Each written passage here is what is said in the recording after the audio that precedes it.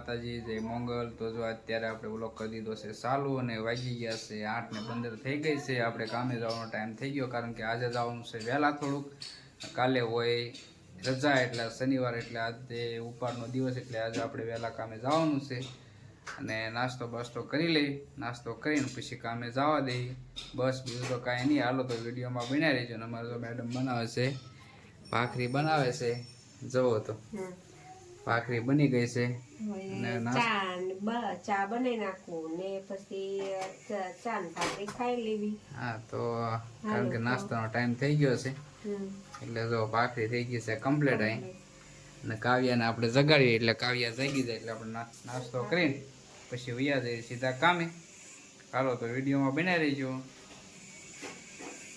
હાલો મિત્રો, તો આપણે વૈયા છીએ અત્યારે ઘરે કામેથી અને 12:30 થઈ ગયા છે અને રસોઈ બની ગઈ છે। તો હવે ખાવા બેસવાની તૈયારી કરવી અને આપણે બપોરા કરી લેવી, કારણ કે રસોઈમાં તો હું બનાવ્યું કેમ ખબર પડે, આપણે પૂછી જોઈએ રસોઈમાં હું બનાવ્યું, હું બનાવ્યું છે રસોઈમાં।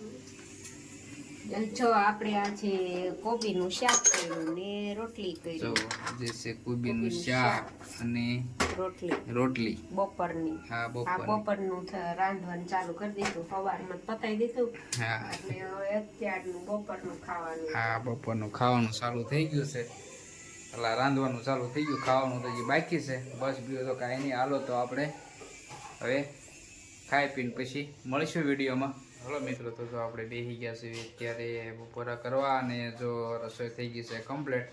તો જો અત્યારે બનાવ્યું છે કોબીનું શાક, રોટલી અને ટમેટા સુધાર્યા છે, સલાડ બનાવ્યું છે અને છે તીખી તીખી મરચી, સુરતની તીખી તીખી મરચી અને છે છાશ।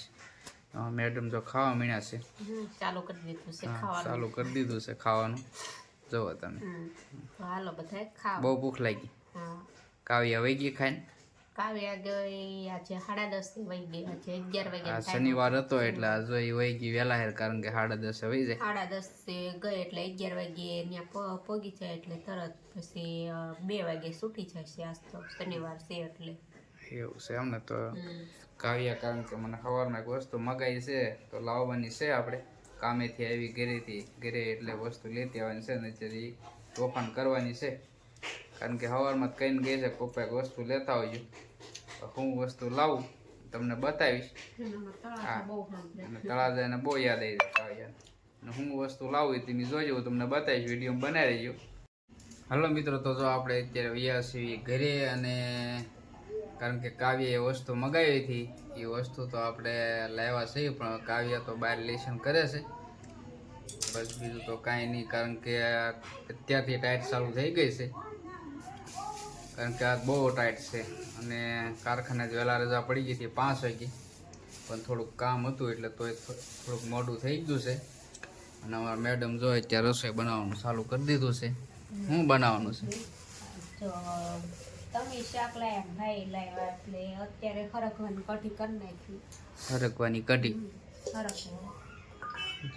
હરખવાનું શાક ને રોટલી, બપોરે રોટલી ખાધી અત્યારે રોટલી કરી નાખી।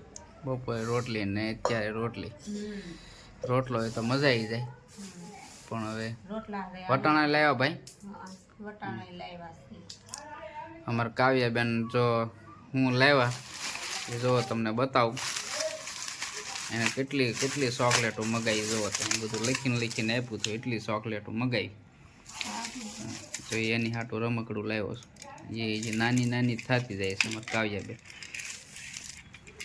બસ તો હાલો, જો હવે હમણાં આવશે તે કહે છે પપ્પા લાવ્યા ચોકલેટ, એટલે આપણે કહેવાનું હા બસ, તો વિડીયોમાં બનાવી રહીશું। જો અમારે કાવ્યા બેન આવી ગયા છે, હવે જુઓ તમે શું લાવ્યા પપ્પા, જુઓ તમે કેટલી ચોકલેટ છે, જો છે ને, હે કેટલી છે?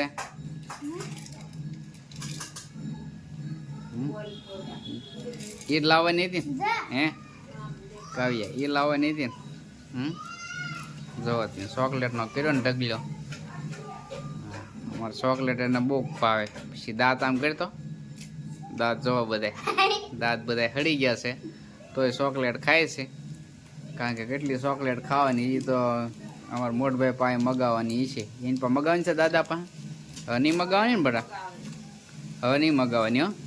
જો ઓલી ના પાડે તે મમ્મી. હમ. કેટલી ચોકલેટ ખાઈ કાંઈ નીકળી નહીં. હાલો તો જો અત્યારે દીવાબત્તી ચાલુ થઈ ગઈ છે આરતી, તો આપણે દીવાબત્તી કરી નાખી.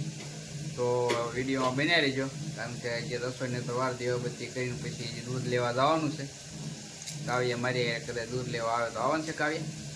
કાવ્ય દૂધ લેવા કંઈ આવવાની છે નહીં, કારણ કે ના પાડે છે. કેમ ના પાડે છે?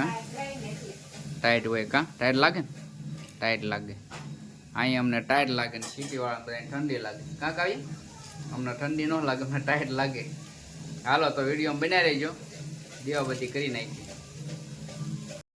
અને બસ બીજું તો કાંઈ નહીં. જો આજ આપણે મોડું થઈ ગયું થોડુંક, પણ કારણ કે પગાર ને એવું હતું આજે કારખાને. અમારે પહેલો પગાર થયો, કારણ કે ઓલા મહિનામાં જે કંઈ દિવસ કર્યા હોય એનો આજે પગાર થઈ ગયો. અમારે આ 7 તારીખ થઈ એટલે આજે પગાર થઈ જાય. એટલે 7 તારીખે જો પહેલો પગાર થઈ ગયો, પહેલો પગાર આપણે આવી ગયો છે. અને પહેલા પગારમાંથી જ આપણે કાવ્યની ચોકલેટ લાવ્યા છે.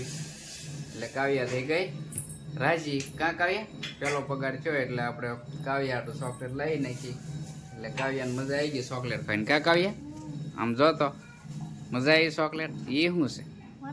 જો એ બધું એવું કાસું કોરું ખાધા જ કરે. કાં ખાધા જ કરવાનું? વટાણા ખાશે અને પછી બીજું ખાવાનું, ઓલી તુવેર ખાશે ને. કાં એવું બધું ખાધા કરવાનું? બસ તો બીજું કાંઈ નહીં. હાલો તો વિડીયોમાં બનાવી રહીજો. હલો મિત્રો, તો જો અત્યારે આપણે બેસી ગયા છીએ વાળું કરવા અને હરગવાની કઢી અને બાજરાના રોટલા. જોવો તમે, અમારા મેડમ ખાય છે અને અમારા કાવ્યાબેની ખાય છે. એ તો હરગવાની કઢી અને રોટલી ખાય છે. આપણને તો કાંઈ હરગવાની ચા કરે રોટલી ભાવે નહીં. જુઓ તમે, એને તો મજા આવે છે સોળીને ખાવાની. અને અમારા મેડમ ખાય છે. મજા આવી ગઈ હરગવાની શાકમાં? હે, હરગવાની કઢી કરી હતી. જો હરગવાની કઢી હોય એટલે મજા આવે ખાવાની. હા, હરખો સુસવે ને બહુ મજા આવે. હા, એને એ બહુ મજા આવે શીંગો ખાવાની. કા બસ પીવું. હાલો મિત્રો, તો જો અત્યારે આપણે તો ખાઈ પી નવરા થઈ ગયા છે. અને અમારે જો કાવ્યાબેન આપણી બાજુમાં આવી ગયા છે. કારણ કે શું કામ કે હા, પગાર થયો કે નહીં. અમારા કારખાને આજે પહેલો પગાર હતો, તો અમારો પહેલો પગાર થયો એટલે કાવ્યાબેનને પડી ગઈ છે ખબર કે પપ્પાને પગાર થયો છે. એટલે કાવ્યાબેન પાસે છે હા, કાવ્યાબેનને લેવાના હશે, ગલ્લામાં નાખવા લેવાના હોય. એટલે પાસે બેઠી, કારણ કે આજે અમારે 7 તારીખ હતી એટલે આજે અમારે પહેલો પગાર થઈ ગયો ગયા મહિનાનો. બસ બીજું તો કાંઈ નહીં. અને હાલો તો આપણે એનો વ્લોગ કરવી છે એ પૂરો. તો જો વિડીયો ગમે તો લાઈક કરજો, શેર કરજો અને સબસ્ક્રાઈબ તો કરજો જ તે. ચાલો તો બાય બાય.